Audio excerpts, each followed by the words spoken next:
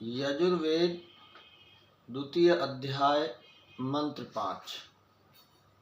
इस मंत्र में कहा गया है कि जो बसंत ऋतु है, बसंत ऋतु जिस तरह से हम सबके मन को प्रफुल्लित करती है, प्रसन्न करती है और पशु पक्षियों को प्रसन्न करती है, पेड़ पौधों को जो उनकी मुस्कुराहट है वो देती है, समस्त ऋतुओं में वसंत ऋतु का अपना एक बहुत बड़ा महत्व है।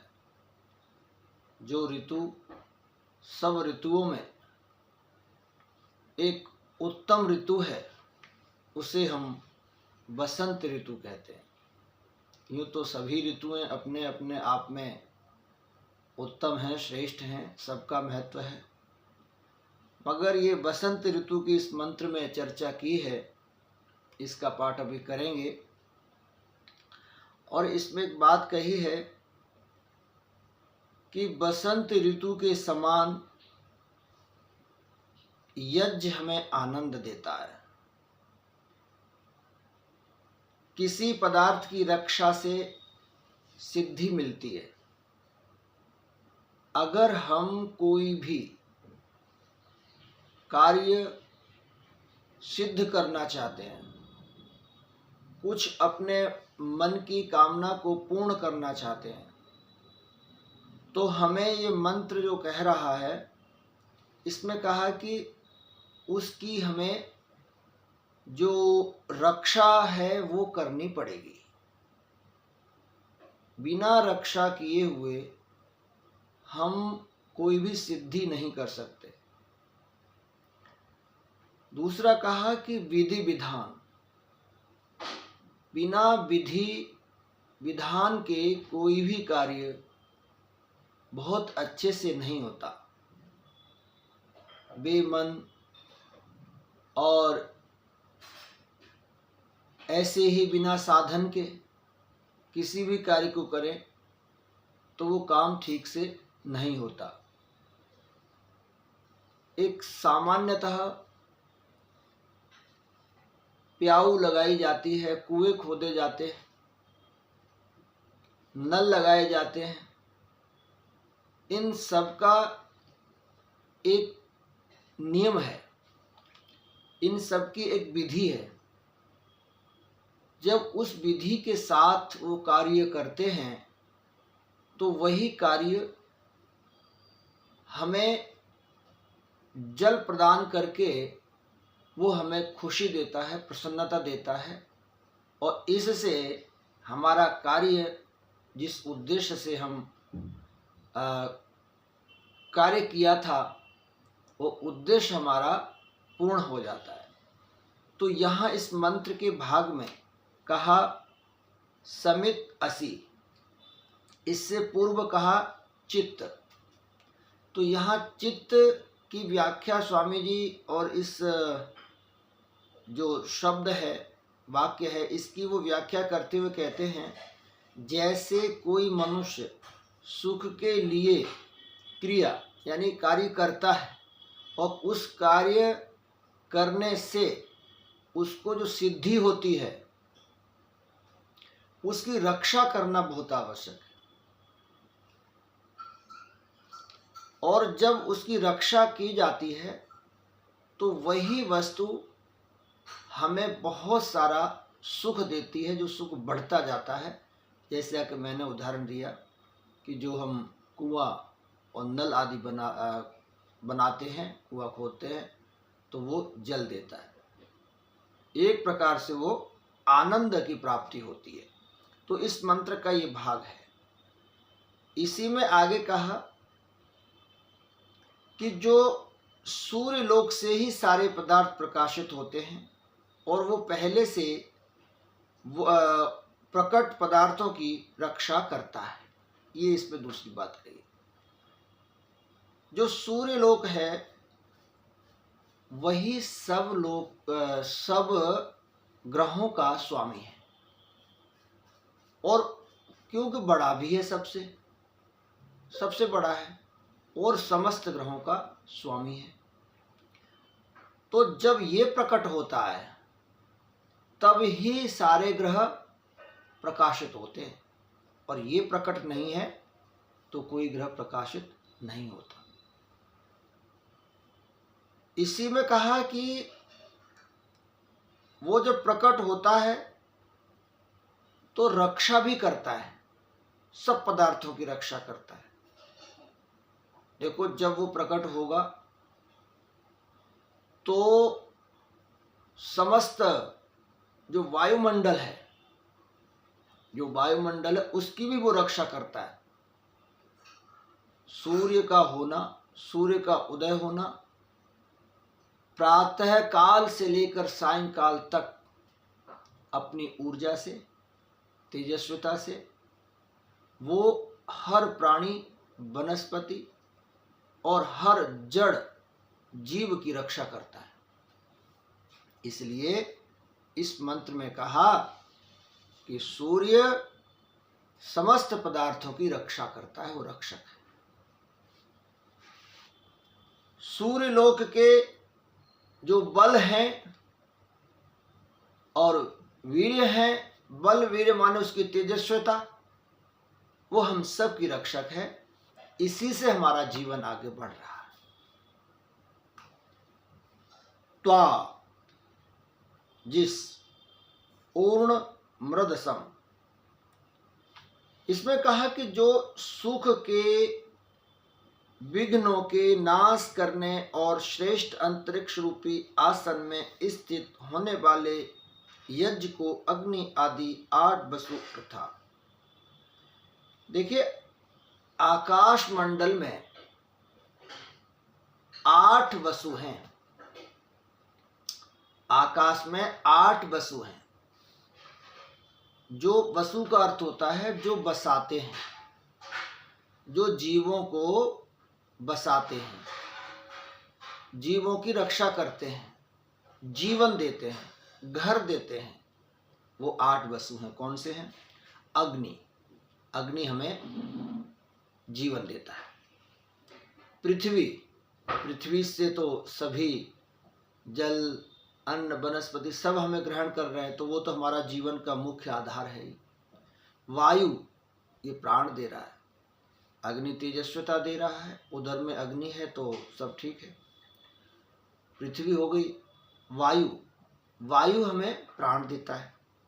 अंतरिक्ष, अंतरिक्ष हमें रहने का स्पेस, चलने फिरने का, पेड़ पौधों को उगने का स्थान देता है, जीवन देता है। सूर्य जीवन दाता है। प्रकाश, प्रकाश हमें सत्यता को दिखाता है, सच्चाई को दिखाता है। जब हम अंधकार में हैं तो सत्य सामने नहीं है, मगर प्रकाश आता है तो ये हमें सत्य का बोध करा देता है। चंद्रमा, चंद्रमा भी उसका बड़ा महत्व है। वो भी हमारे जीवन में रस भरता है, शीतलता प्रदान करता है। और तारागण, ये समस्त तारेगण हैं, इनका भी महत्व है। ये भी प्रभु के इस ब्रह्मांड में अकारण नहीं है, कारण है। वहाँ भी जीवन की संभावना है, वहाँ भी लोग रहते होंगे। और फिर प्रभु की महिमा है।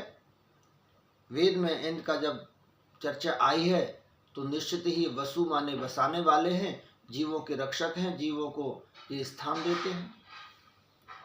तो ये 8 जो वसु हैं, जो बसाने वाले हैं, इसमें कहा कि ये भी यज्ञ की तरह हैं।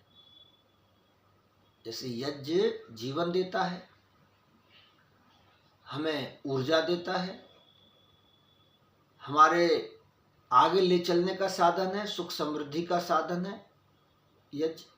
ऐसे ये जो 8 वसु हैं ये भी यज्ञ कर रहे हैं, ये भी बसा रहे हैं, ये भी स्थान दे रहे हैं। इनका बड़ा महत्व है परमात्मा की व्यवस्था में। मगर आगे कहा रुद्राह, रुद्र, ये तो परमात्मा के ब्रह्मांड में जो वसु हैं वो बसा रहे हैं, मगर हमारे शरीर में हैं वो रुद्र है, ये रुलाते। देखिए, परमात्मा का जो ब्रह्मांड है उसमें रहने वाले समस्त ग्रह नक्षत्र पृथ्वी आदि बसा रहे, जीवन दे रहे, मगर हमारे अंदर जो रह रहे हैं वो रुला रहे हैं। क्या रुलाते हैं? रुद्र का, वो वसु है और ये रुद्र है, तो रुद्र का अर्थ होता है रुलाने वाला। कैसे? प्राण, देखो प्राण है, अगर प्राण थोड़ा सा निकल जाए तो सबको रुला देगा। प्राण अगर थोड़ा ऊपर नीचे हो जाए, ठीक से आवागमन हो तो परेशान कर देगा। अपान, अपान वायु, नाभि से नीचे का स्थान अपान वायु, अगर वहां बिगड़ जाए तो बड़ा कष्ट होता है, बहुत कष्ट होता है, आप समझते हैं। व्यान, जो पूरे शरीर में व्यापक है। उदान, उदान वायु जो कंठ से ऊपर है। समान, जो नाभि और हृदय के बीच में है। नाग, कूर्म, कृकल, देवदत्त, धनंजय और जीवात्मा, ये सब रुलाते हैं। थोड़ा सा भी इनका बैलेंस इधर उधर हो जाए, थोड़े से अपने स्थान से ये हट जाए, घट जाए, बढ़ जाए, इधर उधर हो जाए, भटक जाए कहीं शरीर में, तो ये हमें रोग ग्रसित कर देते हैं और रुला देते हैं। इसलिए इनका नाम रुद्र है, जो हमारे शरीर में रह रहे हैं। और परमात्मा के ब्रह्मांड में रह रहे हैं, वो बसाने वाले। कितना अंतर है। तो यहां पर कहा, और आदित्य भी हैं, 12 आदित्य हैं इस मंत्र में कहा। 12 आदित्य जो 12 महीने हैं, जैसे अंग्रेजी में तो जनवरी, फरवरी, मार्च, अप्रैल आदि हैं, ऐसे हिंदी में चैत्र, वैशाख, जेठ, आषाढ़, सावन, भाद्रो, क्वार, कार्तिक, अगहन, पूस, माह, फागुन, चैत, इस तरह से हैं। तो ये जो महीने हैं, ये महीने भी हमारी आयु को धीरे धीरे कम कर रहे हैं, कम करते हैं। तो अत्यंत सुख बढ़ाने वाले, अंतरिक्ष में स्थित होने वाले यज्ञ को मैं भी सुख की प्राप्ति व दिव्य गुणों को सिद्ध करने के लिए अच्छी प्रकार सामग्री से आच्छादित करता हूं। बहुत सुंदर बात कही कि जो अंतरिक्ष है, इसमें परमात्मा दिव्य गुण भर देता है और ऐसे दिव्य गुणों से पूरी छाया कर देता है हमारे ऊपर। जैसे धूप हो तो पेड़ की छाया सुखदायक होती है, ऐसे अंतरिक्ष में, यहाँ कहा अंतरिक्ष में वो ऐसे यज्ञ को करता है कि अंतरिक्ष का वायुमंडल बहुत सुखद, समय पर वर्षा और समय अनुसार उसका जो अंतरिक्ष का एक छत्र है वो हमारे लिए सुखदायक होता है। और ऐसी सामग्री भर देता है अंतरिक्ष में कि जो हमारे लिए कल्याणकारी होती है, आच्छादित कर दे, ढक देता है हमारे सुखों से। अंतरिक्ष में सुख देता है और जिससे हमारे जीवन में वर्षा आदि होकर के बड़ा लाभ होता है। तो ये जो मंत्र है, इस मंत्र के अंदर कई बातें इसमें कही हैं कि किस तरह से परमात्मा हमारी रक्षा करता है। और यह सबसे प्रथम बात जो मैंने कही, वो कही कि जो वसंत ऋतु है, ये वसंत ऋतु हमारे जीवन में प्रसन्नता लेके आती है, खुशियाँ लेकर के आती है। और ठीक उसी प्रकार से हमारा जो यज्ञ है वो भी हमारे जीवन में खुशियाँ लेकर के आता है। मंत्र इस प्रकार से है। ओम समिदसि सूर्यस्त्वा पुरस्तात् पातु कस्याश्चिदभिषस्त्यै सवितुर्बाहु स्थ ऊर्णमृधसन्त्वा स्त्रीणामि स्वासस्थं देवेभ्य आत्वा वसवो रुद्र आदित्या सदन्तु। ये मंत्र है, भाव पहले ही आपके सम्मुख रखा है। धन्यवाद।